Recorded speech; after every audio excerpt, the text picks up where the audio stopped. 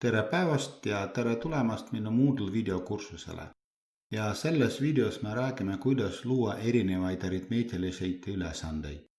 See rakendus nimega Arithmetic Quiz ehk aritmeetika ülesandeid genereerib aritmeetilised viktoriinid, mis koosnevad valikvastustega küsimustest.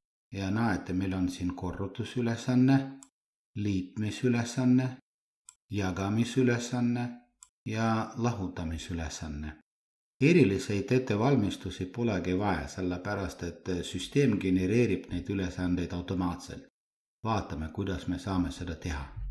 Aga enne vaatame, kuidas see üldse töötab, et siis ma vajutan start nuppu.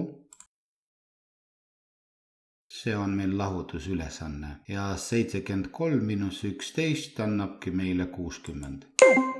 Õige vastus. Vaatame siis, kuidas see jagamisülesanne toimub. Ja 32 jagades 8 on 4. Ja vaatame, kuidas see liitmisülesanne töötab.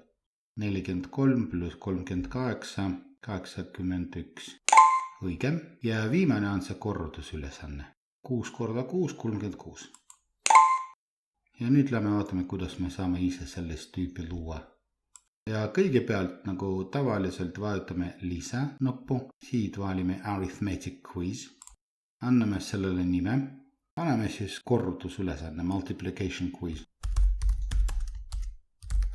Ja te võite siis panna teksti siia sisse juhatuse. Ja valime Arithmetic Operations Quiz. Ja tehtede tüübid on siin liitmine, lahutamine, korrutamine, jagamine. Proovime siis korrutamine.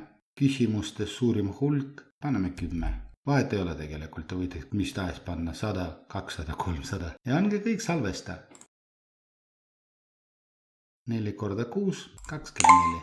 Väga hea. Ja proovime ja muudame selle. Näiteks valime Linear Equations Quiz. Ja see on nagu võrrandid. Ja siis on algajatele, edasi jõudnutele ja profidele. Paneme siis algajatele. Ja nüüd on meil väga kerge võrrand ja A võrdub 2.